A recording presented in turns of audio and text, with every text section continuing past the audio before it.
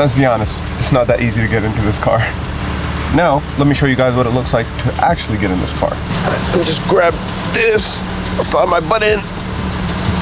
Okay, now we're in. The day that I'm sore, I don't think I'm gonna drive this car. I don't think I'll be able to be honest.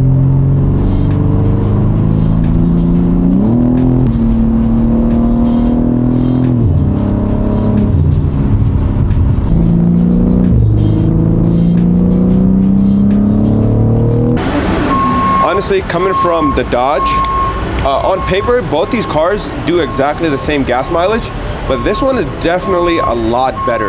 Like, I think on paper, the Dodge says anywhere between 18 to 21 miles per gallon, and this one is anywhere between 18 to 23.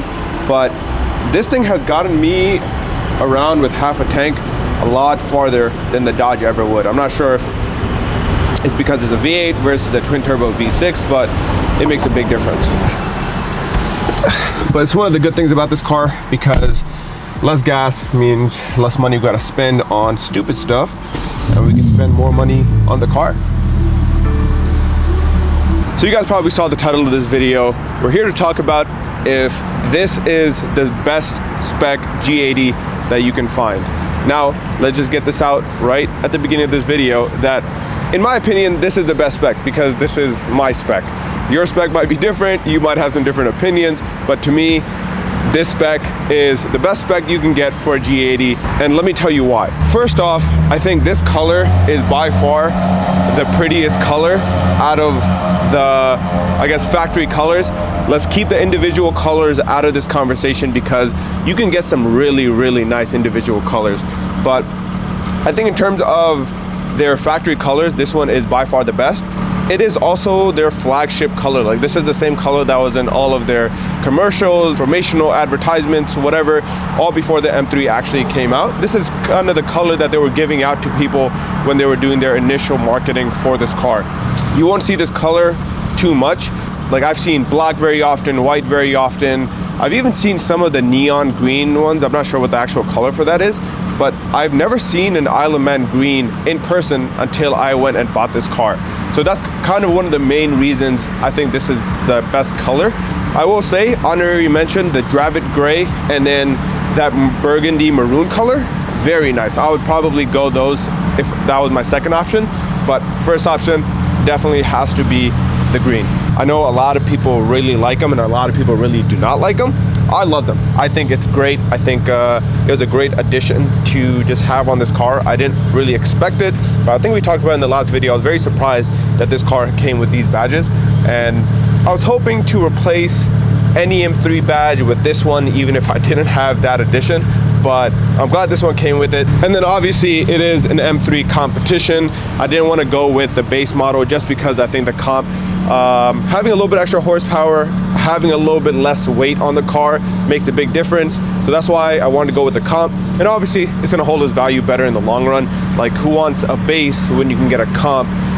I should have gotten the X-Drive, but you know, those X-Drives are like 15,000 more than the regular comps.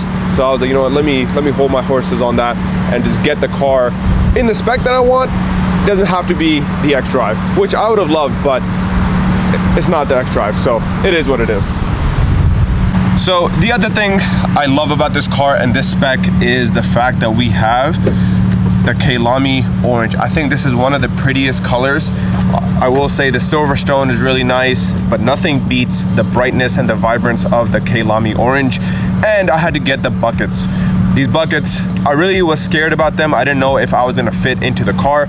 As we just talked about earlier, they fit very well. I drove back all the way from New Jersey, which turned out to be a 2.5 hour drive, and I haven't had any issues since. I've since taken the car on an hour trip, 1.5 hour trips, and the car is very comfortable. I've even had some bigger boys, if you guys are watching this, you know who you are, sitting in the passenger seat, and they said it was very comfortable as well. So far, no complaints on the buckets. They look amazing, they feel amazing, and honestly, they're quite comfortable. Like, I wouldn't, from the Dodge to this, I haven't noticed any discomfort whatsoever. So a few of the things that we're missing on this car, we don't have the executive package, we don't have the M driver's package, we don't have what else? I'm pretty sure there's one more that I'm missing. But I personally do not care. Like, the executive package, it had nothing that was gonna make or break this car for me. The M driver's package, it wasn't gonna do anything for me. So I got everything that I wanted on my car, and then some. Like, the only thing I am a little bit bummed about, and I mentioned it a few times already, is the M carbon exterior package, just because carbon parts for this car are super expensive. But if you guys know, I am building out an E30, and I have a lot of good plans for that E30, and that is to paint it and get the interior redone. We already got the interior redone. If you guys are close to me and you guys know about the plan that I have for the E30, we're gonna be painting it a very, very specific color. And we already did the interior a very specific color.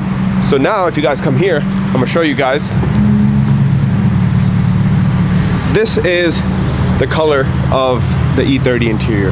Now if you guys notice, it matches perfectly with the Kaylami orange.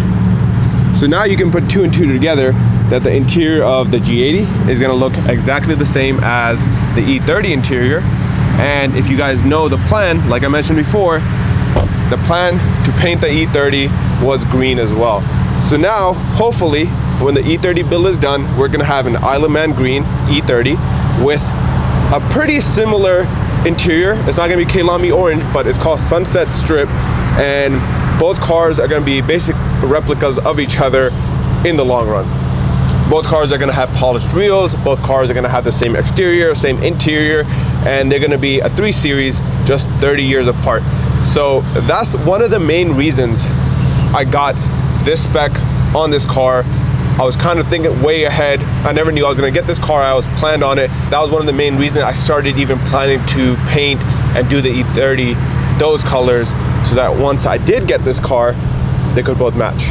So now you guys have a little bit better of an understanding of why I say this is the best spec G80, because it's the best spec G80 for me. For the long-term plans I have for this car and the E30, I think it just was the right option to pick this car. Now, the only downside is that the previous owner was an older gentleman, so he did take this car through what looks like the automatic or touch car washes, because overall the paint is in very good condition, but in some lights you can see some swirling.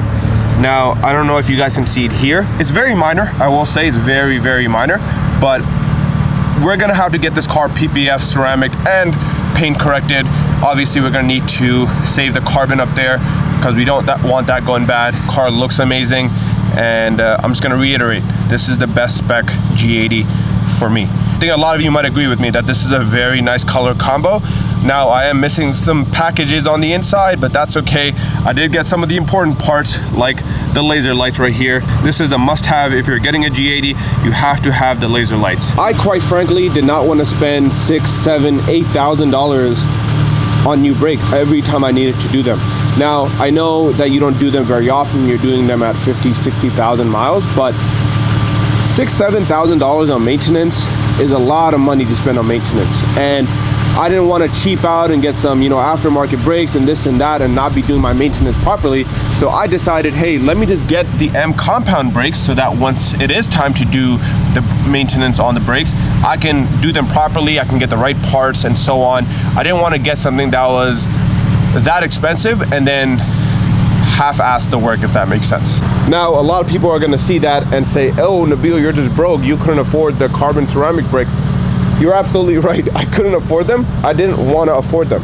I didn't want to pay that much for a brake job. So I got these instead because it just made more sense. And then now I can spend more money on other parts of the car that matter to me. So it is good to preface that I do not drive like an asshole.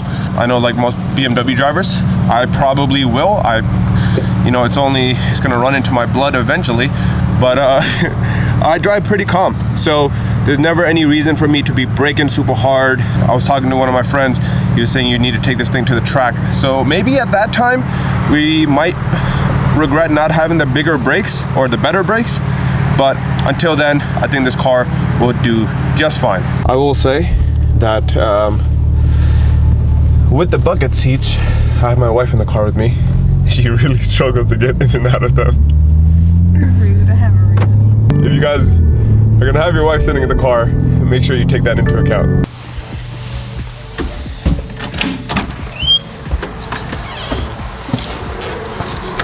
I heard it.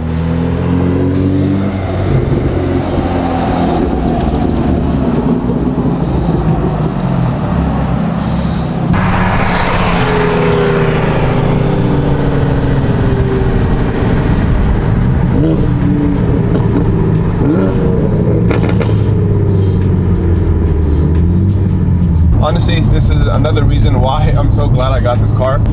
So many of my friends have BMWs and M's. Like, they have an E36 M3, I have an E30. One of my friends has an E90, the other one has an E92. My brother has an F82. One of my other friends you guys have seen has the F80. So now the only one we were missing in the group was the G80, and now I have a G80. So it kind of works out perfectly because we basically got every car in the fleet now. So we're getting some of the boys together so we could do a quick photo shoot. We'll have the F82, the G80, and then we got another F80 on the way as well. One of the boys got lost, so Akil's going to find him. God, that sounds so good. The Valvetronic exhaust on the F82, that sounds so good. It makes me want a Valvetronic exhaust on this car. But I'm trying to find the best setup for the exhaust because I know different downpipes, different mid pipes, and different kind of catback exhaust together can make a really nice combo. So I'm just trying to find what that combo is right now rather than just running one single exhaust setup that might sound a little raspy. I'm looking for a deeper, kind of more V8-ish tone, if that makes sense.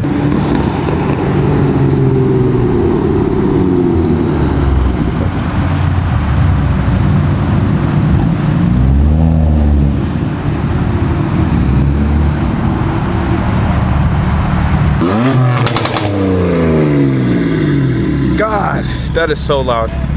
Do yours real quick. I want to see how the Remus exhaust compares to the Valvetronic. Mine doesn't sound anything like this, unfortunately, but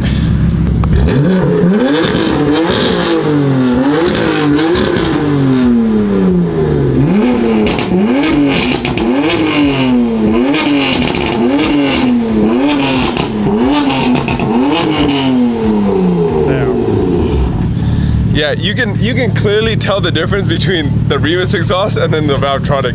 I think this is a higher pitch and like a little more raspy versus this one is very like, yeah, that is so loud. Go ahead, run mine real quick. Yeah. Not bad for stock. Not bad for stock. Yeah, but now I need an exhaust setup. Just got finished taking some photos. Let's see if these guys are gonna put on a show before they head out.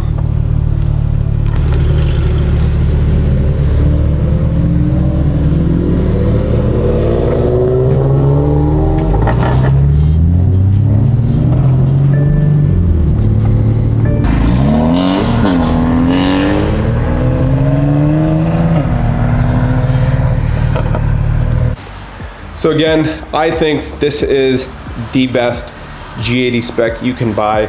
And that is a very biased opinion. I think a lot of people will agree that this color is absolutely beautiful. And once you guys see the E30 finished up, same interior, same exterior paint, sitting right next to it, you guys will kind of see the vision that I've been planning out for so long. Once that E30 is back, it's gonna be sitting here in the garage. So this car won't get as much garage time as I would love, but we're gonna make both of them absolute gems, and I'll show you guys the entire process along the way. If you're here from the last video, I appreciate you all watching, and I'm excited to continue building this car. And with that, I'll catch you guys on the next one. Peace.